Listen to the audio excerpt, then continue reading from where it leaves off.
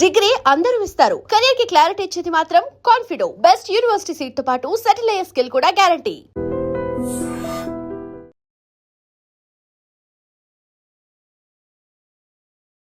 Welcome to I dream. నా పేరు లుంబిని. ఈ రోజు మనతో పాటు ఉన్నారు ఖ్యాతన ఆరోగ్య కేంద్రం నుండి డాక్టర్ దిలీప్ గారు, expert in Ayurveda, acupuncture and natural sciences. ఆయనతో మాట్లాడదాం. Hello sir. Hello. So nerves weakness, నరాల బలహీనత, దానివల్ల మొత్తం బాడీ మీద ఎఫెక్ట్ ఉంటుంది. ఎందుకంటే అక్కడే ఉంటుంది కంట్రోల్ సిస్టమ్, మెయిన్ సెంటర్ మనకు. సో దానివల్ల మొత్తం బాడీ అంతా ఎఫెక్ట్ అవుతుంది కాబట్టి, సో ఒక్కొక్క ప్రాబ్లం అంటే మనకు న్యూరల్ రిలేటెడ్గా ఏమేమి ప్రాబ్లమ్స్ ఉన్నాయి, వాటికి మనకు ఆయుర్వేదాలో, న్యాచురోపతిలో, న్యాచురల్ సైన్స్ యూజ్ చేసి ఎలా మనం బయటపడచ్చు? ఇప్పుడు మీరు చాలా చిన్న విషయం చెప్పారు, అంటే నర్వస్ వీక్నెస్ అని. అసలు దీని రూట్ కాస్ ఏంది? నరాలు ఎందుకు వీక్ అవుతున్నాయి? ఎంతమందికి తెలుసు? అసలు ఏం తినడం వల్ల వీక్ అవుతున్నాయి? దేనివల్ల నర్వస్ సిస్టమ్ వీక్ అవుతుంది? యంగ్ ఏజ్లో మళ్ళీ 15 ఏళ్ళ నుంచి 20-30 ఏళ్ళ వాళ్ళకు నర్వస్ వీక్నెస్ ఎందుకు? మంచి దృఢంగా ఉండే ఏజ్లో కూడా నర్వస్ వీక్నెస్ ఎందుకు వస్తుంది? రూట్ కాస్ ఏం చెప్తుంది అంటే, ఖచ్చితంగా ఇక్కడ లివర్ సమస్యల వల్ల నర్వస్ బాడీలో ఉన్న నర్వస్ సిస్టమ్, మజిల్, టెండన్స్ అన్నీ కూడా వీక్నెస్ వస్తుంది అని అంటే that root cause to liver. Okay. Liver ఒక్కటి మంచిగా ఉంటే నర్వస్ సిస్టమ్ కూడా బాగుంటుంది. కాబట్టి ఎట్లా రిలేటెడ్ అది? అంటే మనకు ప్రకృతిలో ఎట్లా ఉంది అంటే, పంచభూత తత్వంలో మనకు లివర్ కి ప్లస్ నర్వస్ సిస్టమ్ కి సంబంధం. అర్థమవుతుంది. ఇప్పుడు కోపం వస్తుంది, కోపం దేని వల్ల వచ్చిందని చూస్తే అది లివర్ ఇరిటేట్ వల్లనే, అంటే ఇండైజెషన్ వల్ల వచ్చేది. Gut related. అయితే ఇప్పుడు లివర్ ఏంటి అని అంటే డైజెషన్ సిస్టమ్ని ఇంప్రూవ్ చేయాలి, మెటబాలిజం సిస్టమ్ అంతా కూడా ఆపరేట్ చేసేది అంతా కూడా లివర్, గాల్ బ్లాడర్ రెండు. ఈ రెండు కూడా బాడీలో ఉన్న నర్వస్ సిస్టమ్ని, మజిల్స్ని, టెండన్స్ని ఆపరేట్ చేస్తుంది. ఎగ్జాంపుల్, ఇప్పుడు మీరు మంచిగా ఒక ప్లేట్లో ఫుల్ మీల్స్ తింటున్నారు. ఫుల్ మీల్స్లో అన్ని రకాల కూరగాయలు, అన్ని రకాల మంచి విటమిన్స్, ప్రోటీన్స్ అన్ని రకాలు ఉన్నాయి. ఆ ఫుల్ మీల్స్లో మీకు కావాల్సిన ప్రోటీన్స్, మీకు కావాల్సిన విటమిన్స్, మీకు కావాల్సిన మినరల్స్, అన్ని పోషకాలు ఉన్నాయి. తిన్నారు, తిన్నది డైజెషన్ అయితే కదా మీకు అవన్నీ ప్రోటీన్స్, విటమిన్స్ అన్ని కూడా మీ బాడీకి అబ్జర్వ్ అవుతాయి. కరెక్ట్. నాకేంటి, నేను తింటానే ఉన్నా, నాకేం ప్రాబ్లం లేదు, బాగా డైజెషన్ అయిపోయింది, మళ్ళీ 4 hours ఆగి మళ్ళీ ఫుల్ మీల్స్ తిన్నా. చాలా మందికి తెలియని విషయం ఏంటి అంటే, తిన్నది తిన్నట్టే మోషన్కి వెళ్తున్నారు. డైజెషన్ సిస్టమ్ ప్రాపర్గా అయితే బాడీలో నర్వస్ సిస్టమ్ అనే ప్రాబ్లమే లేదు, మజిల్ రిలేటెడ్ ప్రాబ్లం లేదు, టెండన్ వీక్నెస్ లేదు, అబ్జార్ప్షన్ అనేది ఉండదు కదా. ఎందుకు మరి? అది ఎందుకు? అది లివర్ వల్ల వచ్చేది. లివర్కి ఏం కావాలి?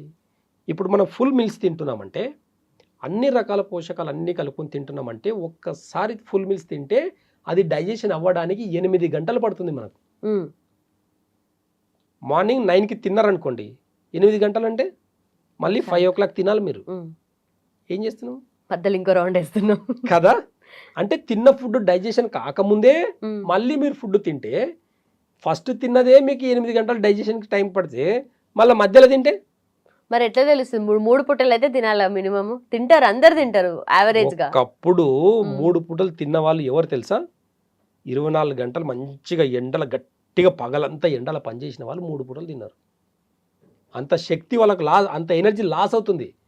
ఎవరైనా ఊర్లలో చూడండి, మీరు పల్లెటూళ్ళలో పొలం పనులు చేసే వాళ్ళు లావుగా ఉంటారా? స్లిమ్గా, టైట్గా, స్కిన్ టైట్గా, మజిల్స్ ఎంత హార్డ్గా ఉంటుంది వాళ్ళ గట్ హెల్త్ బాగుంటుంది కాబట్టి వాళ్ళు మజిల్స్, నర్వస్ సిస్టమ్ ప్రాబ్లం లేవు వాళ్ళకు. 30 ఏళ్ళకి ఇంట్లో కంప్యూటర్ సిస్టమ్ని ఆపరేట్ చేసుకుంటే నాకు నర్వస్ సిస్టమ్ ప్రాబ్లం అంటారు. రీజన్ ఎక్కడ వస్తుందనంటే, బ్రెయిన్ని ఎక్కువ యూజ్ చేస్తున్నారు, అవసరానికి మించి వాడుతున్నారు బ్రెయిన్ని. ఈ వాడడం వల్ల ఇండైజెషన్, గట్ హెల్త్ ప్రాబ్లం అయిపోయి లివర్ అనేది ఇన్బ్యాలెన్స్ అవుతుంది. ఇంకొకటి, లేట్ నైట్ దాకా మెలుకుండడం, ఇదంతా కూడా లివర్ మీద ఇన్బ్యాలెన్స్. లివర్ ఎప్పుడైతే ఎఫెక్ట్ పడుతుందో బాడీలో ఉన్న nervous system, tendon system, muscle system అంతా కూడా ప్రాబ్లం వస్తుంది. మీ డైజెషన్ సిస్టమ్, మీరు ఎంత హెల్దీ ఫుడ్ తింటున్నా సరే అది తిన్నది తిన్నట్టే పోతుంది. కాబట్టి మీ డైజెషన్ సిస్టమ్ ఇంప్రూవ్ చేసుకోవాలంటే రూట్ కాస్ లివర్ని మంచిగా పెట్టుకోవాలి. లివర్కి కావాల్సింది బాడీకి ఎంత రెస్ట్ కావాలనేది కూడా క్యాలిక్యులేషన్ ఉంది. ఈ క్యాలిక్యులేషన్ ఎప్పుడైతే మనం గుర్తుపెట్టుకుంటామో, ఈ క్యాలిక్యులేషన్ ఎప్పుడైతే మనం ఫాలో అవుతామో, ఏ ఫుడ్ తినాలి దానికి, ఏ ఫుడ్ తినకూడదు అనేది ఒకవేళ చూస్తే ఖచ్చితంగా నర్వస్ సిస్టమ్ ప్రాబ్లంకి పులి స్టాప్ పెట్టొచ్చు. ఇవంతా అవేర్నెస్ లోపం వల్ల, టైంలో తినడం వల్ల, ఏ టైం పడితే ఆ టైంకి తినేది లేదని పద్ధతి. పెద్దలు టైంకి తిన్నారా అని పెట్టడానికి ఊర్లలో ఉంటారు, ఇప్పుడు పిల్లలు సిటీలో ఉంటారు, ఫోన్లు చేసి ఏం అడుగుతారు తెలుసా, నువ్వు ఎంత సంపాదించినావు అడగరు పెద్దలు, ఏం చేస్తున్నావు అడగరు, టైంకి తిన్నావా అని అడుగుతారు. టైంకి తిను, టైంకి నిద్రపో, ఈ రెండింటికి లివర్కి సంబంధం. నువ్వు ఎంత కష్టపడ్డా టైంకి తిని టైంకి నిద్రపోయినావంటే నువ్వు ఎంత కష్టపడ్డా అది నీకు వర్త్ అనమాట. అది నీకు మాత్రమే మిగులుతుంది. నేను నైట్ అంతా మెలుకుండి నేను కష్టపడి డబ్బులు సంపాదిస్తానంటే నీ హాస్పిటల్ ఖర్చులో కూడా సరిపో నువ్వు సంపాదించేటివి. ఈ రోజు జరిగే పరిస్థితి అలాగే ఉంది. ట్రీట్మెంట్ కన్నా టాబ్లెట్లు 500 రాస్తే టెస్టులు 5000 రాస్తున్నారు. ఇప్పుడు చెప్పు, ట్రీట్మెంట్ అంటే నీకు 500 ఖర్చు అయిందా 5000 ఖర్చు అయిందా? దీనికి అవసరం ఏముంది? నీ బాడీకి, నీ నర్వస్ సిస్టమ్ వీక్నెస్కి కొంచెం నిద్ర, బాడీకి రిలాక్స్ అండి. ఎంత ఉన్నా సరే ఒకటి బాగా గుర్తుపెట్టుకోండి, పశువులు చూడండి, ఆవులు ఉంటాయి, అడివంతా మేసేసి వస్తే సాయంత్రం ఆటోమేటిక్గా చీకటి పడుతుందంటే దానికి ఎలా తెలుస్తుంది? ఆటోమేటిక్గా కరెక్ట్గా ఇంటికి వెళ్ళిపోతాయి. ఇంటికి వెళ్ళిపోయి నైట్ ఇంటికి వెళ్ళిన తర్వాత తింటాయి అవి. మనుషులు మాత్రమే రాత్రి సాయంత్రం అయితే తింటారు తెలుసా? రాత్రి అయితే మనుషులు మాత్రమే తింటారు, ఇంకెవరు తినరు. ఒకప్పుడు సాయంత్రం ఇట్లా చీకటి పడుతుందంటే ఇప్పటికి పల్లెటూళ్ళలో తొందరగా తినేసి పడుకునే వాళ్ళు ఉన్నారు. అలా పడుకొని బాడీకి రెస్ట్ ఇచ్చి 100 ఏళ్ళు బతికిన వాళ్ళు ఉన్నారు. ఇప్పుడు 30 ఏళ్ళకు నర్వస్ సిస్టమ్ వచ్చి 50 ఏళ్ళకు టపాం అంటున్నారు. కాబట్టి రూట్ కాస్లో లివర్ని సరిపెట్టుకుంటే, రూట్ కాస్లో లివర్లో ఒకసారి ప్రాబ్లం వస్తే చింతపండు పులుపు ఆపేయాలి. ఈ పులుపు ఏం చేస్తుందంటే ఇండైజెషన్ని క్రియేట్ చేసి మనం తిన్న పోషకాలని జీర్ణించే శక్తి కూడా కోల్పోతుంది. కాబట్టి ఈ పులుపుని మానేసి మీరు డైట్ కానీ చేయగలిగితే ఖచ్చితంగా మీరు టైంలో తినకుండా time to time stomach time morning 7 to 9 లోపల మీరు మార్నింగ్ ఫుల్ మీల్స్ తినండి, మీకు ఆకలి కూడా వేయదు. మార్నింగ్ ఏం చేస్తున్నారు? 2 ఇడ్లీ, 1 దోశ. ఎంత అండి దోశ సరిపోతుంది నాకు? ఒక్క దోశ పిండి ఎంత అండి? మన పిడికెల్లో కూడా పడదు ఒక దోశకు పిండి, అవునా? ఇంత పిడికెల అన్నం తింటే ఎలా ఉంటుంది? పిడికెల అన్నంకి ప్లస్ 4 కూరలకి ఎంత ఉంటుంది వెయిట్? అప్రాక్సిమేట్లీ 300 to 400 గ్రామ్ తింటాం మనం. అదే ఒక దోశ తింటే ఎంత అవుతుంది? ఒక మ్యాక్సిమం ఒక 80 గ్రామ్ 60 గ్రామ్ పిండి దోశ వేసేసి దాంట్లో ఏదో చట్నీ అని తింటున్నాం. అది ఎలా కడుపు నిండుతుంది? తిన్నా అన్న ఫీలింగ్ మాత్రమే అది నీకు. కానీ దానివల్ల వచ్చే స్ట్రెంత్ ఎంత? ఇడ్లీ, దోశ, పూరి వీటి వల్ల నీకు బలం వస్తుందా? అంటే ఇప్పుడు మనం ఎక్కువగా కష్టపడి ఫిజికల్ వర్క్ ఏం చేయట్లేదు కాబట్టి మనకి ఇంతే సరిపోతుందని అట్లా కూడా తింటున్నారు కదా. అది కూడా జీర్ణం అవ్వట్లేదని చెప్తున్నా నేను. అది కూడా జీర్ణం అవ్వకపోవడం వల్ల ఈ రోజు నర్వస్ సిస్టమ్ ప్రాబ్లం వస్తుంది. నిద్ర పట్టట్లేదు. నీకు డైజెషన్ అయితేనే నిద్ర పడుతుంది, మీకు జీర్ణం అవ్వకపోతే మీకు నిద్ర పట్టదు. రాసి పెట్టుకోండి ఇది. మీరు మీ లివర్కి నిద్రకు సంబంధం ఉంది, మీ ఆలోచనకు, మీ కోపంకి, మీ చిరాకుకు లివర్కి సంబంధం ఉంది. మీ బాడీలో muscle system, nervous system, tendon system operate అన్నిటికీ కూడా లివరే కారణము. కాబట్టి లివర్ ఒక్కరిని మంచిగా పెట్టుకుంటే దానికి ఏం కావాలి? నాడి చూస్తే మాకు టక్కుమని తెలిసిపోతుందండి. మేము నాడి చూసినప్పుడు మీకు లివర్లో ప్రాబ్లం ఉంది, మీకు ఈ సిమ్టమ్స్ ఉంటాయని చెప్పొచ్చు. మాకు షుగర్ ఈరోజు ఇండైజెషన్ వల్ల వస్తుంది. షుగర్ జీర్ణం సరిగా అయితే షుగర్ లెవెల్స్ తక్కువ ఉంటుంది, జీర్ణం కాకపోతే షుగర్ లెవెల్స్ ఎక్కువ ఉంటాయి. జీర్ణం అయితే బీపీ తక్కువ ఉంటుంది, నార్మల్ ఉంటుంది. బీపీ ఒకవేళ జీర్ణం కాకపోతే షుగర్ లెవెల్స్ ఎక్కువైపోతాయి. తిన్న తర్వాత ఎందుకు చెక్ చేయరండి మరి? ఎంతసేపు ఫాస్టింగ్లో లైట్గా తింటాం మనం. మధ్యాహ్నం టైంలో లంచ్ చేసిన తర్వాత ఎవరైనా ఫాస్టింగ్ బ్లడ్ షుగర్ అవన్నీ చెక్ చేయండి. పోస్ట్ లంచ్ మధ్యాహ్నం తిన్న తర్వాత మధ్యాహ్నం హెవీగా తింటాం. మనకు మార్నింగ్ ఫాస్టింగ్ బ్లడ్ షుగర్ చేసుకుంటారు, చేసుకొని 200 ఉందనుకోండి, 200 ఉంది అనుకుంటాము. తర్వాత తిన్న తర్వాత చెక్ చేసుకుంటే 250 ఉందని కంగారు పడతారు. ఓకేనా? అదే మీరు లంచ్, మీరు బ్రేక్ఫాస్ట్ కొద్దిగా చేస్తేనే 250 ఉంటుంది. అదే లంచ్ చేసిన తర్వాత 350, 400కి వెళ్తుంది షుగర్ మీకు. దీన్ని ఎలా అరికట్టవచ్చు? దీనికి నర్వస్ సిస్టమ్కి ఏంటి సంబంధం అని అంటే డైజెషన్ సిస్టమే. కాబట్టి నర్వస్ సిస్టమ్ బాగుండాలంటే ఖచ్చితంగా చెప్తున్నాను, ఆయుర్వేదంలో అద్భుతమైన మెడిసిన్స్ ఉన్నాయి. మేము ఒక అశ్వగంధని ప్రిపరేషన్ చేస్తామండి. ఎలా ప్రిపరేషన్ ఉంటుంది తెలుసా? అశ్వగంధ డైరెక్ట్ రూట్ తీసుకొని వచ్చి మనం మిషన్లో వేసేసి పౌడర్ తీసుకుంటే నరాల బలం వస్తుంది కాదండి. ఒక్క అశ్వగంధని రూట్ కాస్లో ఆవు పాలని, బాగా స్వచ్ఛమైన ఆవు పాలలో 1 కేజీ అశ్వగంధ రూట్కి 2 లీటర్ల ఆవు పాలని వేసి మరిగిస్తామండి. అలా 11 సార్లు మరిగిస్తాం. అంటే ఒక కేజీ అశ్వగంధకి 22 లీటర్ల ఆవు పాలు కావాలి మాకు. ఇదంతా పెద్ద ప్రాసెస్. అంటే ఆవు పాలలో ఉన్న ఎనర్జీ, ఆవు పాలలో ఏమేమి ఉంటుంది బాగా గుర్తుపెట్టుకోండి. ఇప్పుడున్న ప్యాకెట్ పాల గురించి నేను మాట్లాడతలేను, ఆవు పాల గురించి మాట్లాడుతున్నా. ఆవు పాలలో పాలు, పెరుగు, పంచభూతాలు ఉంటాయి. ఎవరికి తెలుసు ఇది? ఆవు పాలలో పంచభూతాలు ఉంటాయా? చాలా మందికి అసలు బేసిక్ పెద్దవాళ్ళకి తెలుసు ఇవన్నీ, కానీ ఇప్పుడున్న ఎక్కువ చదువుకున్న వాళ్ళకి అసలు తెలియదు. ఆవు పాలలో పంచభూతాలు ఉంటాయి. పంచభూతాలు ఎలా? పాలు, పెరుగు, మజ్జిగ, వెన్న, నెయ్యి. ఈ నెయ్యి ఏంటి? అగ్నితత్వం. ఓకే. అంటే ఎన్ని లీటర్ల పాలని మరిగించి పెరిగేసి తోడేసి చేసి నెయ్యి అవుతుంది. ఒక 100 గ్రామ్ నెయ్యి తింటున్నామంటే మనము 100 గ్రామ్ నెయ్యికి ఎన్ని లీటర్ల పాలు అవసరం ఉంటుంది ఒకసారి క్యాలిక్యులేషన్ చేస్తే అన్ని పాలు మనం తాగినట్టే. కాబట్టి అంత ఎనర్జీ కూడా పంచభూతాలు అంటే అన్ని కూడా ఇంటర్నల్ అన్ని ఆర్గాన్స్కి ఒక ఆవు పాలు సరిపోతుంది. అప్పట్లో పెద్దలు సాధన చేసేవాళ్ళు ఎక్కువ. అప్పట్లో అంటే సాధన అంటే అడవికి వెళ్ళేసి ఏమి తినకుండా ఆవు పాలు మాత్రం తాగి ఉండేది. ఒక్క ఆవు పాలు తాగి పంచభూతాలు జీర్ణించుకొని అగ్నితత్వాన్ని యాక్టివేట్ చేసుకొని వాళ్ళ సాధన అనేది శాస్త్రకి ఎక్కేది. కాబట్టి అప్పట్లో మంత్రసిద్ధులు అంతా సిద్ధించేవి. ఏమి తినేది కాదు, ఇంకా పంచభూత భక్ష్యం అంతే. ఇంకా అలాంటి పంచభక్ష పరమాణాలు అంటాం కదా, అది ఒక్క ఆవు పాలతో సమానం. అది జీర్ణించుకోగలిగితే, ఆవు పాలు జీర్ణించుకోగలిగితే, అలాంటి ఆవు పాలలో ఒక అశ్వగంధని మనం వేసి 11 సార్లు దాన్ని ప్రిపరేషన్ చేసి దాని తర్వాత మళ్ళీ దాంట్లో శిలాజిత్ కల్పించి ఇస్తాం మేము. ఇచ్చినప్పుడు నర్వస్ సిస్టమ్ కాదు, 60 ఏళ్ళ ముసలాలు కూడా సెక్సువల్ ప్రాబ్లంకి కూడా ఇంపార్టెంట్. ఇది గుర్తుపెట్టుకోండి. 60 ఏళ్ళ వయసు ఉన్న వాళ్ళు కూడా సెక్సువల్ ప్రాబ్లంకి కూడా ఇలాంటి నర్వస్ సిస్టమ్ని స్టిమ్యులేట్ చేసుకొని కూడా హ్యాపీగా జీవనాన్ని కొనసాగించవచ్చు.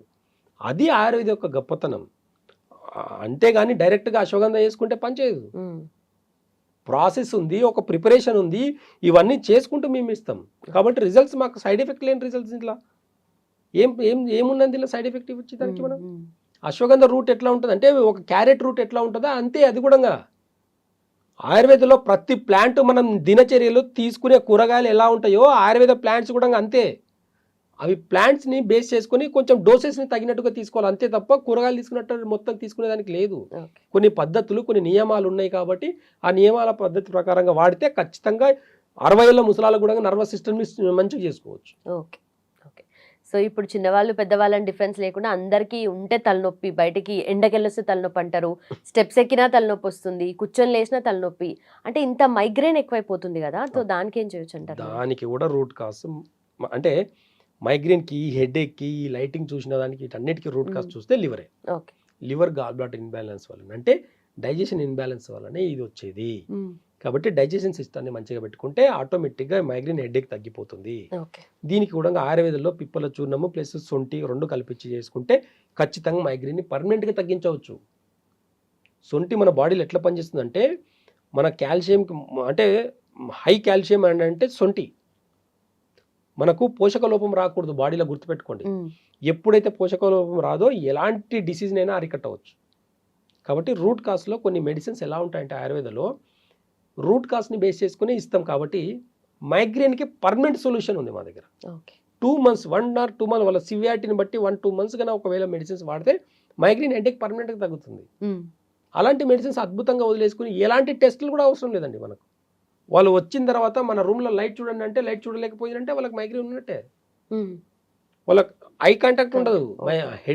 అంటే హెడేక్ ఉండే వాళ్ళకు కళ్ళు పెట్టి చూడరు. వాళ్ళు నాకు హెడేక్ ఉందండి అంటారు, తల కిందికి వేసుకునే చెప్తారు. వాళ్ళు తల పైకి అయితే హెడేక్ ఉందని ఎప్పుడు చెప్పరు.